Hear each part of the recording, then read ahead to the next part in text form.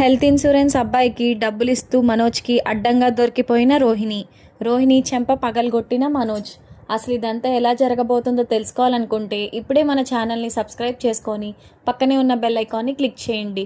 Bell click చేశాక all పైన click చేస్తే మా ఛానల్ నోటిఫికేషన్స్ మీ ఫోన్లోకి వస్తాయి.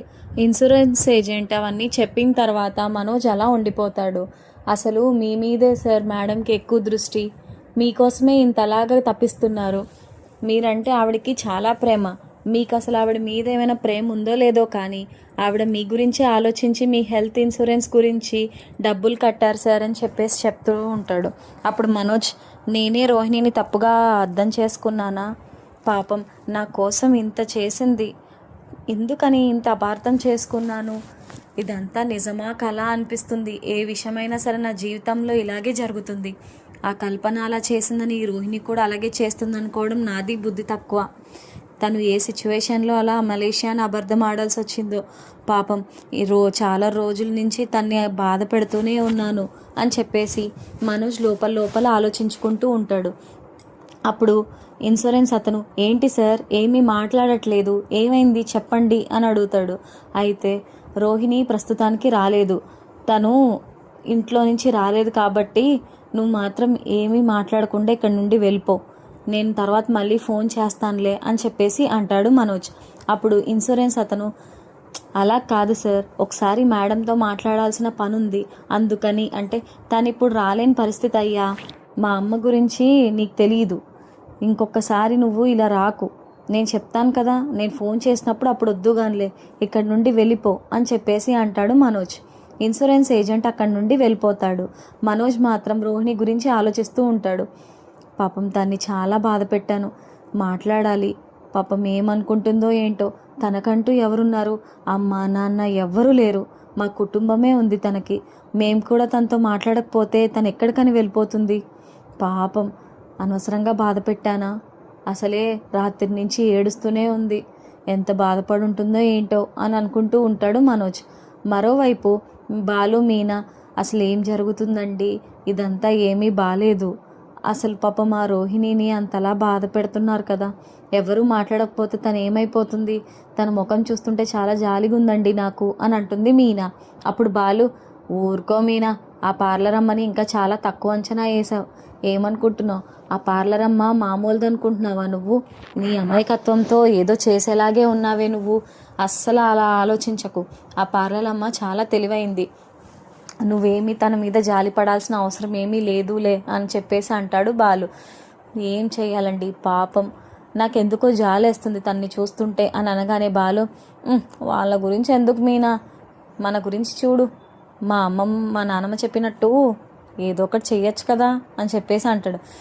వీటికి ఏం తక్కువ లేదు, ఎప్పుడు చూడండి అవే ఆలోచన, చిచ్చి అని చెప్పేసి అక్కడి నుండి వెళ్ళిపోతుంది సిగ్గుతో మీనా. బాలు ఏమో నవ్వుతూ ఉంటాడు. మరోవైపు రవి, శృతి కూడా, ఏంటి మీ గ్రాని చెప్పింది కదా, నేను చెప్పినట్టుగానే మనమే ఫస్ట్ కనేద్దాం ఆ పిల్లల్ని అని అడుగుతుంది శృతి. ఊరుకో శృతి, నువ్వు భలే ఉన్నావే, ఏం మనిషివి నువ్వు, భలే చెప్తున్నావు ఇవన్నీ, మన లైఫ్ సెట్ అవ్వద్దా? మన లైఫ్ సెట్ అయిన తర్వాతే కదా ఒక పిల్లోడినో కంటే వాళ్ళని చూసుకోవడానికి ఫ్యూచర్ బాగుంటుంది. నువ్వు ఇప్పటికిప్పుడే చేసేద్దామా అంటే ఇదేమైనా మెషీనా? అదంతా ఏమీ పని అవ్వదు. ఫస్ట్ మన కెరియర్స్ అన్నీ సెటిల్ అయిన తర్వాతే మనకి బాబో పాపో ఎవరైనా సరే. ఎవరో ఏదో చెప్పారని చెప్పేసి నువ్వు అలాగా పట్టుకోకు నువ్వు అని చెప్పేసి అంటాడు రవి. అవునా రవి, నిజమా? సరే సరే అని చెప్పేసి రవిని నవ్వుతూ గిల్లేసి అక్కడి నుండి వెళ్ళిపోతుంది శృతి. మరోవైపు విద్య పాపం ఇదెంతో బాధపడుతుంది, ఏం చేస్తుందో ఏంటో, మళ్ళీ మనోజ్ వాళ్ళతో బాగా మాట్లాడితే బాగుండేది, అది ఎంతో ఆలోచిస్తుంది మనోజ్ కోసం. పాపం ఏంటో దీని లైఫ్ ఇలా అయిపోతుందని ఏనాడు అనుకోలేదు. ఏదేమైనా పాపం ఇలా ఉంటుందేంటో నాకేం అర్థం కావట్లేదు.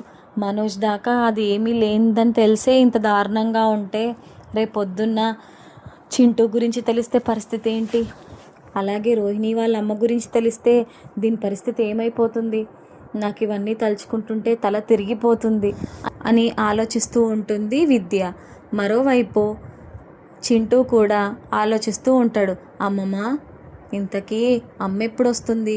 అమ్మని చూడాలని నాకు చాలా ఆశగా ఉంది. పాపం అమ్మ ఏం చేస్తుందో ఏంటో, అయినా ఎప్పుడు ఎక్కడికి వెళ్ళిపోతుంది అమ్మమ్మ అమ్మ, నాకెందుకో చూడాలని ఉంది అని చెప్పేసి అనగానే సుగుణమ్మ, ఏం కాదు బాబు, నేనున్నాను కదా నీకు, అమ్మకి నేను ఫోన్ చేస్తానులే రమ్మని, మా అమ్మ తర్వాత ఎప్పుడైనా వస్తుంది, అమ్మ గురించి ఎక్కువగా ఆలోచించకు, అమ్మ ఖచ్చితంగా వస్తుంది అని చెప్పేసి అంటుంది సుగుణమ్మ. అప్పుడు చింటూ, ఏంటి ఎప్పుడైనా సరే వస్తుంది చేస్తుంది అనే అంటావు నువ్వు, అయినా పేరెంట్స్ అన్నప్పుడు వాళ్ళ పిల్లలతోనే కదా ఉండాలి, నాన్న ఎలాగో కనిపించడు, కనీసం అమ్మ అయినా సరే నాతోనే కదా ఉండాలి, ఎందుకని అమ్మ ఎప్పుడు నాతో ఉండదు, నాతో ఉంటే ఏమవుతుంది అని చెప్పేసి అడుగుతాడు చింటూ.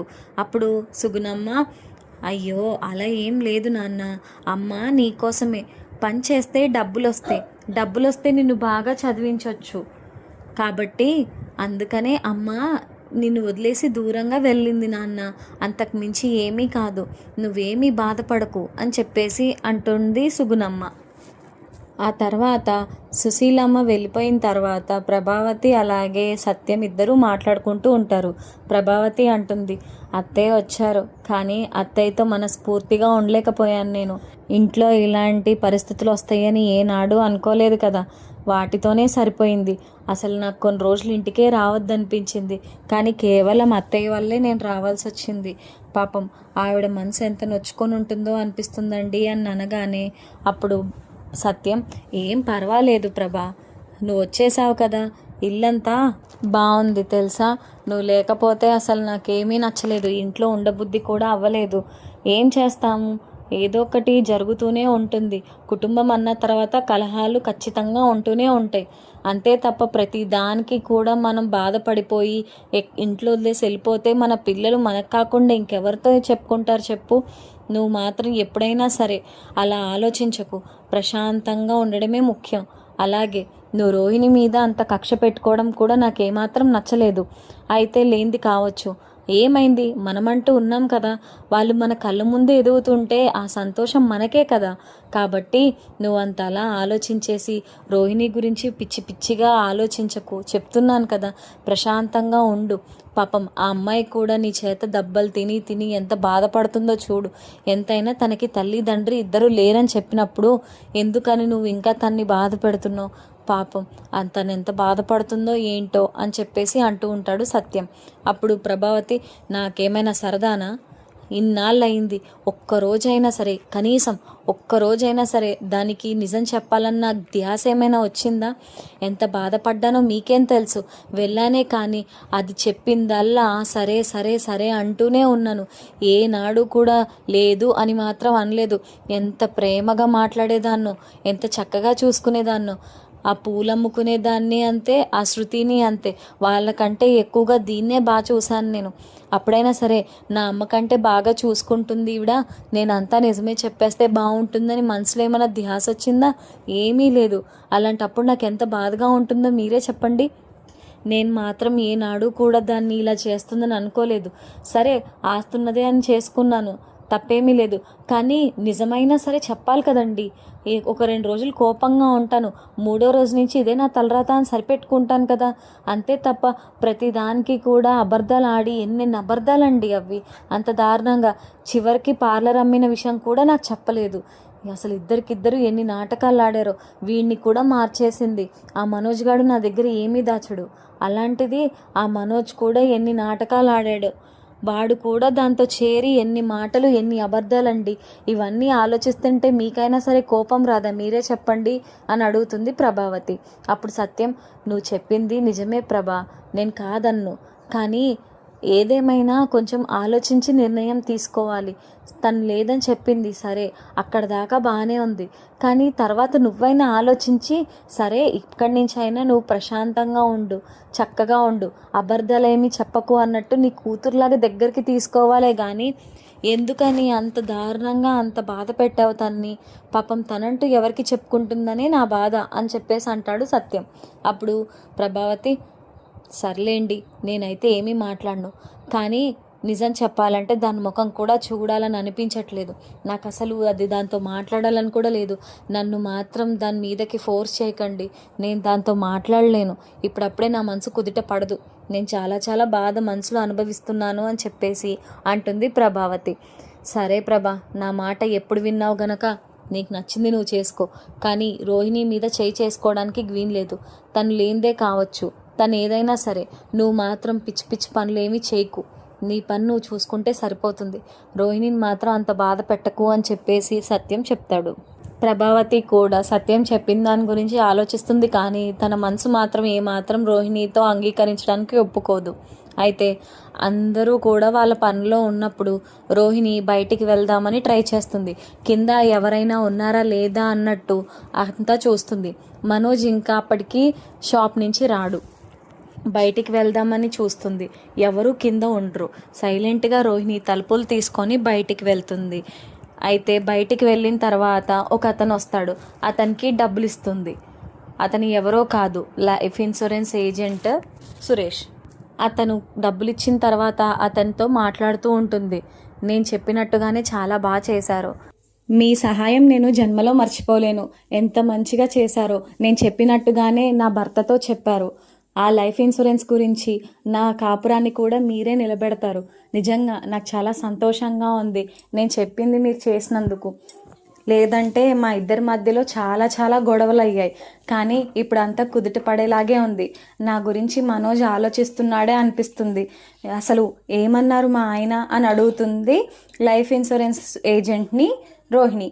అప్పుడు అతను, ఏముందండి అంతా మామూలే, ఆయన నిజంగానే మీ గురించి ఆలోచిస్తూ ఉన్నారు, పాపం అదంతా అలాగే ఎలా చేసిందా అన్నట్టు ముఖమంతా అలాగే పెట్టారు, మీ మీద జాలి పడ్డారండి, ఏం పర్వాలేదు, నాకు తెలిసినంత వరకు ఆయన మీ మీద జాలి చూపిస్తారు అని చెప్పేసి అంటాడు లైఫ్ ఇన్సూరెన్స్ ఏజెంట్.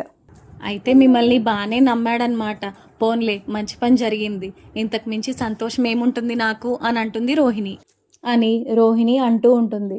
అయితే తర్వాత అతనితో కాసేపు మాట్లాడిన తర్వాత లోపలికి వద్దామని వెనక్కి తిరిగేసరికి మనోజ్ వాళ్ళు చెప్పిన మాటలన్నీ వింటాడు. అప్పుడు రోహిణి షాక్ అవుతుంది, నా బతుకు మళ్ళీ మొదటికే వచ్చింది, ఛీ నా చేతులారా నేనే చేసుకుంటాను ఇవన్నీ అని చెప్పేసి అనుకుంటూ ఉంటుంది రోహిణి. మొత్తం వినేసే ఉంటాడా అని చెప్పేసి ఆలోచిస్తూ ఉంటుంది రోహిణి. అయితే మనోజ్ మాత్రం రోహిణి వైపు విపరీతమైన కోపంతో చూస్తాడు. నడుచుకుంటూ వచ్చి రోహిణిని గట్టిగా ఒక దెబ్బ వేస్తాడు చెంప మీద. సారీ మనోజ్, సారీ అని చెప్పేసి అన్నా సరే ఏమీ మాట వినిపించుకోడు. అసలు ఏం మనిషివే నువ్వు, ఇంకా అబద్ధాల పరంపర కొనసాగిస్తూనే ఉంటావా, ఎందుకని అబద్ధాలు, అవసరం ఏముంది, నేను నీకు దగ్గర కావాలని అనుకున్నాను, ఇప్పుడు ఇంకా దూరం చేసుకుంటున్నావు నన్ను, ఇలాంటి అబద్ధాలన్నీ ఎందుకు నా మీద ప్రేమ ఉన్నట్టు అంత నటిస్తున్నావు, అవసరమేముంది, నీ నిజాయితీయే నాకు కనపడి ఉంటే నిన్ను ఇంకా ప్రేమగా చూసుకునేవాడిని, నువ్వు చెప్పేవన్నీ అబద్ధాలే, నువ్వు చేసేదంతా మోసమే, ఇప్పటికీ కూడా నాకు బుద్ధి రాలేదు, పాపం అని తెగ ఆలోచించేశాను షాప్లో కూర్చొని, ఎలా నిన్ను షాప్కి తీసుకురావాలా, ఎలా మాట్లాడాలా నీతో అనుకున్నాను నేను, తీరా చూస్తే ఇంత దారుణానికి ఒడిగట్టావు, అది కూడా మోసమే, అది కూడా అబద్ధమే, ఇదే విషయం మా అమ్మకి చెప్తే నిన్ను ఈడ్చి కొడుతుంది, మళ్ళీ ఇంటికి కూడా రానివ్వదు అని చెప్పేసి అంటాడు మనోజ్. ప్లీజ్ మనోజ్, ఇదంతా నేను నీకోసమే చేశాను, నీకు దగ్గర అవ్వడం కోసమే చేశాను, నన్ను క్షమించు ప్లీజ్, నన్ను మాత్రం తప్పుగా అనుకోకు అని అంటుంది రోహిణి. ఇంకేం తప్పుగా అనుకోకు, కనబడుతున్నట్టే మొత్తం అంతా చేసావు, నేను చెవులారా విన్నాను, కళ్ళారా చూశాను, ఏం మనిషివి నువ్వు, అసలు ఇన్ని అబద్ధాలాడి ఎవరిని సాధిస్తావు నువ్వు, అసలు ఏమైనా బుద్ధి ఉందా నీకు, నిన్నటికి నిన్న ప్రమాణం చేసావు నేను ఏ అబద్ధాలు ఆడను, నేను ఏ మోసాలు చేయనని, అప్పుడే ఇంత పెద్ద అబద్ధం ఆడావు, అసలు నువ్వు మనిషివేనా అని చెప్పేసి అడుగుతాడు మనోజ్. అప్పుడు రోహిణి, ప్లీజ్ మనోజ్, నీ మెప్పు పొందడానికి నేను ఇదంతా చేశాను, నన్ను క్షమించు, నిజంగా నీ ప్రేమ పొందడం కోసం నేను ఈ చిన్న అబద్ధం ఆడాల్సి వచ్చింది, అయినా అది నిజం చేద్దామని నేను అనుకున్నాను, కాకపోతే ప్రస్తుతం అది నీకు అబద్ధం కిందే కనిపిస్తుంది అని చెప్పేసి అనగానే మనోజ్, ఇంకా నువ్వు నోరు మూసుకుంటావా, నేను నమ్మాను చూడు, నాది బుద్ధి తక్కువ, అయినా ఇంకెన్ని అబద్ధాలు ఆడతావు, నీ పేరు చెప్పాలంటేనే నాకు చిరాగ్గా ఉంది, నువ్వు నా దగ్గర నుంచి లెగిసిపో, ఇక్కడి నుంచి వెళ్ళిపో అని చెప్పేసి గట్టిగా అరుస్తాడు మనోజ్. అయితే ప్లీజ్ మనోజ్ నన్ను క్షమించు అని అంటుంది, కానీ మనోజ్ మాత్రం వినిపించుకోకుండా లోపలికి వచ్చి తన రూమ్లోకి వెళ్ళిపోతాడు. వెనకాలే రోహిణి వెళ్తుంది తన రూమ్లోకి. వెళ్ళినా సరే మనోజ్ మాత్రం ఏమాత్రం పట్టించుకోడు. నువ్వు అసలు ఏమీ మాట్లాడకు నాతో, ఇదంతా అవసరమేముంది, నాకెందుకు ఇన్ని అబద్ధాలు ఆడుతూ చెప్తున్నాను, ఇంకా ఇంకా మోసం చేస్తున్నావు. నేను విని విని విని విస్తుపోయాను. నీ అబద్ధాలు ఇంకా వినడం నా వల్ల కాదు. ఛీ, అసలు నీకు బుద్ధి అనేదే లేదు. మా అమ్మ చెప్పింది కరెక్టే. నువ్వు చేసేవంతా మోసమే, అబద్ధాలే. నువ్వు చెప్పేవన్నీ కూడా ఏం చెప్పాలో కూడా నాకు అర్థం కావట్లేదు. నీ వల్ల నా జీవితమే నాశనం అయిపోయింది అని అంటాడు మనోజ్. ప్లీజ్ మనోజ్, అంతంత పెద్ద పెద్ద మాటలు అనకు. నేను నీ గురించే అబద్ధం చెప్పాను, నీతో ఉండాలని. ఎక్కడ మీ అమ్మగారు మన ఇద్దరిని దూరం చేస్తుందా అని చెప్పేసి నా భయం అంతా. అంతకు మించి ఏమీ లేదు అని చెప్పేసి అంటుంది రోహిణి. వద్దు, ఇంకా నాకేమీ చెప్పకు. అయినా నువ్వు అసలు నా రూమ్లోకి కూడా రాకు, బయటికి వెళ్ళిపో అని చెప్పేసి అంటాడు మనోజ్. వద్దు మనోజ్, ప్లీజ్, బయట ఎవరైనా చూస్తే బాగోదు, మళ్ళీ నన్ను ఇంట్లోంచి తోసేస్తారు బయటికి అని అంటుంది రోహిణి. అయితే నువ్వు ఉండు రూమ్లో, నేను పోతాను అని చెప్పేసి డాబా పైకి ఎక్కుతాడు మనోజ్. ఎక్కి ఏడుస్తూ ఆలోచిస్తూ ఉంటాడు. అసలు ఎందుకు నాకే ఇలా జరుగుతుంది, నా జీవితం ఏంటి ఇలా అయిపోయింది అనుకుంటూ ఆలోచించేస్తూ ఉంటాడు మనోజ్. అయితే రోహిణి వెనకాల వెళ్ళి ప్లీజ్ మనోజ్ అని మనోజ్ కాలు పట్టుకుంటుంది. అయినా సరే మనోజ్కి కోపం మాత్రం ఏమాత్రం తగ్గదు. మరోవైపు ప్రభావతికి కూడా ఏదో సౌండ్లు వినబడుతూ ఉంటాయి. పైకి వస్తూ ఏరా ఏమైంది అని చెప్పేసి అడుగుతుంది. ఏం లేదమ్మా, నాకు దీంతో మాట్లాడని ఏమీ లేదు. తనేమో బ్రతిమాలుతుంది, అందుకని ఇద్దరం మాట్లాడుకోవాల్సి వస్తుందమ్మా అంటే, దీంతో మాట్లాడకపోవడమే ఉత్తమం. అయినా దీంతో ఎవడు మాట్లాడమన్నాడు నిన్ను? దీంతో మాట్లాడకపోతేనే సుఖంగా ప్రశాంతంగా ఉంటుంది. దీంతో మాట్లాడాల్సిన అవసరం ఏమీ లేదు. అయినా ఇది చేసిన మోసం అంతా ఇంత ఏంటి? ఇంట్లో ఏదో అత్తయ్య ఉన్నారని చెప్పేసి నేనేం మాట్లాడలేదు. అయినా దీని ముఖం కూడా నాకు చూడాలని ఏమాత్రం లేదు అని చెప్పేసి అంటుంది ప్రభావతి. అప్పుడు మనోజ్, వదిలేయమ్మా, ఇలాంటి వాళ్ళు ఇంతే, ఇలానే ఉంటారు. సరే నువ్వు వెళ్ళి పడుకోమ్మా అని చెప్పేసి అంటాడు మనోజ్. నువ్వు ఇక్కడ ఎందుకురా, మీరు కూడా మీ రూమ్లోకి వెళ్ళి పడుకోండి, పైన ఏం చేస్తున్నావు నువ్వు అని చెప్పేసి అడుగుతుంది ప్రభావతి. ఏం లేదమ్మా, మనసు ప్రశాంతంగా లేదు, అందుకనే పైకి వచ్చాను. నా మనసు ఏమాత్రం బాగాలేదు, కొంచెం ప్రశాంతంగా కావాలని చెప్పేసి నేను ఇంకా పైకి వస్తే ఇగో వెనకాల తిని కూడా వచ్చేసింది అనగానే, కుక్కలాగా వెనకాల పడుతూనే ఉంటుందిరా, దీని నైజమే అది. అయినా సిగ్గు లేకపోతే సరే, ఎంత చీచి అన్నా సరే ఇంకా ఇంకా వస్తూనే ఉంటుంది. ఏం మనిషో ఏంటో అని అంటుంది ప్రభావతి. అయితే రోహిణి, అత్తయ్య ప్లీజ్ అత్తయ్య, మనోజ్ని మాట్లాడమని చెప్పండి అత్తయ్య అని చెప్పేసి అడుగుతుంది. నీతో నాకే మాట్లాడబుద్ధి అవ్వట్లేదు, ఇంకా వాడికి ఏం మాట్లాడబుద్ధి అవుతుంది? అయినా నువ్వు ఎంతసేపు నీ బతుకు అడుక్కోవడమేనా? ఎప్పుడైనా సరే బుద్ధి జ్ఞానం ఏమైనా ఉందా నీకు? ఎప్పుడు చూడు అబద్ధాల మీద అబద్ధాలతో బతికావు. ఇప్పుడు ఒకేసారి నిజాలు తెలిసిపోయేసరికి అందితే జుట్టు అందకపోతే కాళ్ళు అన్నట్టు తయారయ్యావు. అయినా నీతో మాట్లాడాలని మాకు ఏమాత్రం లేదమ్మా తల్లి, నీ పని నువ్వు చూసుకో, మా పని మేము చూసుకుంటాము అని చెప్పేసి అంటుంది ప్రభావతి. అయితే కింద నుంచి సత్యం ప్రభావతిని పిలుస్తాడు. ప్రభా అంటూ. వస్తున్నానండి అని చెప్పేసి అరుస్తుంది ప్రభావతి పైనుండి. అయితే మనోజ్, అమ్మ నాన్న పిలుస్తున్నారు కదా, నువ్వు వెళ్ళు, నేను పడుకుంటానులే వెళ్ళి నా రూమ్లో అని చెప్పేసి అంటాడు మనోజ్. సరేరా, తొందరగా పడుకో, అవసరం లేని వ్యక్తుల కోసం ఎక్కువ ఆలోచించాల్సిన అవసరం కూడా లేదు, మళ్ళీ నీ ఆరోగ్యం పాడవుతుంది అని చెప్పేసి ప్రభావతి అక్కడి నుండి వెళ్ళిపోతుంది. అయితే మనోజ్, నువ్వు మాత్రం రాకు నా రూమ్లోకి, అసలు నీ ముఖం కూడా చూడాలని లేదు నాకు, పో, ఎక్కడికైనా పో నువ్వు అని చెప్పేసి కోపంతో అక్కడి నుండి తన రూమ్లోకి వెళ్ళి డోర్ వేసుకుంటాడు. రోహిణి మాత్రం పైనుండి, ఛీ, ఎందుకు ఇలా ఊరికూరికి ఇలా దొరికిపోతున్నాను? అయినా నేను చేసిన తప్పేంటి, ఇంత దారుణంగా ఎందుకు అవుతుంది? తన ప్రేమ పొందాలని చెప్పేసి చిన్న అబద్ధం ఆడాను, ఇప్పుడు అదే అతను వినేసి ఇదంతా చేస్తున్నాడు. ఇప్పుడు ఏం చేయాలి? విద్యకి కూడా చెప్పాను ఏదో రకంగా మనోజ్ని నా ప్రేమ దక్కించుకుంటానని చెప్పేసి, ఇప్పుడు ఏం చేయాలి అని ఆలోచిస్తూ ఉంటుంది రోహిణి. మరోవైపు ఇంకా ఏం చేయాలో అర్థం కాక రోహిణి కూడా అక్కడే అలా నిలబడిపోయి ఉంటుంది. శృతి అలాగే రవి ఇద్దరు కూడా రెస్టారెంట్కి వెళ్దామని రెడీ అవుతారు. మరుసటి రోజు వాళ్ళిద్దరూ వెళ్ళిపోయిన తర్వాత ప్రభావతి కూర్చొని ఉంటుంది. అప్పుడే మనోజ్ పైనుంచి దిగి వస్తాడు. ఏంటి మనోజ్, ఎందుకు అలా ఉన్నావు? నువ్వు అలా ఉంటే ఏమాత్రం బాగాలేదు. అయినా ఎందుకని అంతలా ఆలోచించాల్సిన అవసరం ఏముంది? దాని గురించి నువ్వేం పట్టించుకోకు. దాని గురించి ఆలోచించేలా ఉంటే నేను నీతో మాట్లాడను. నువ్వు అసలు దాని గురించి ఆలోచించకుండా నీ సంగతి ఏంటో నువ్వు చూసుకో, నీ షాప్ సంగతులు ఏంటో నువ్వు చూసుకోవడం మానేసి ఆ పిచ్చి దానికోసం ఆలోచిస్తానంటావేంట్రా పిచ్చోడా అని చెప్పేసి అంటుంది ప్రభావతి. అప్పుడు సత్యం, ఊరుకో ప్రభా, పొద్దునే వాడి మీద పడ్డావు అని చెప్పేసి అంటాడు. లేకపోతే ఏంటండి, ఆడి ముఖం చూసారా ఎలా ఉందో, అస్సలు సరిగా నిద్రపోవట్లేదు అనుకుంటా, ఎలా అయిపోయాడో చూడండి పాపం అని చెప్పేసి అంటుంది ప్రభావతి. అయితే సత్యం, సరే ప్రభా, దానికి చెప్పే విధానం వేరుగా ఉంటుంది. నువ్వేదో కొట్టినట్టు తిట్టినట్టు చెప్తావేంటి? ప్రేమగా చెప్పడం మానేసి. వాడు అసలే బాధలో ఉన్నాడు, ఇప్పుడిప్పుడే కోలుకుంటున్నాడు, అంతకు మించి ఇంకేం కావాలి? నువ్వు ఇంకా ఇంకా దెప్పి పొడుస్తావేంటి వాడిని అని అడుగుతాడు సత్యం. అప్పుడు ప్రభావతి, ఊరుకోండి, నేనేం మాట్లాడినా సరే మీకు అలానే ఉంటుంది. సరే, నువ్వు టిఫిన్ తినేసి చక్కగా ఏమీ ఆలోచించకుండా షాప్కి వెళ్ళిపో అని చెప్పేసి అంటుంది ప్రభావతి. మరోవైపు రోహిణి కళ్ళన్నీ ఉబ్బిపోయి ఉంటాయి. ఇంకా దీని ఏడుపు మన ఇంట్లో ఇలానే ఉంటుందేమో, ఎంతసేపు ఏడుపు కొట్టుదానిలో ఏడుస్తూనే ఉంటుంది. చేసిన పనులన్నీ చాలా మంచి పనులని ముద్దు పెట్టుకుంటాం దీన్ని, సిగ్గు లేకపోతే సరి అని చెప్పేసి తిట్టుకుంటూ ఉంటుంది ప్రభావతి. అత్తివే ఇత్తివే అని పనులు చెప్తూ ఉంటుంది రోహిణికి ప్రభావతి. మీనా మాత్రం మళ్ళీ ఏదో జరిగే ఉంటుంది, అందుకే ఈయన ఇలా ఉన్నారు అని చెప్పేసి బాలుతో అంటూ ఉంటుంది. అప్పుడు బాలు, ఏదో జరగకపోతే ఎందుకు వీళ్ళు ఇలా ఉంటారు, ఏదో జరిగే ఉంటుందిలే అని చెప్పేసి అంటాడు బాలు. మరి మిగతా వాళ్ళకు కూడా మళ్ళీ రోహిణి ఆడిన అబద్ధం తెలిసిపోనుందా?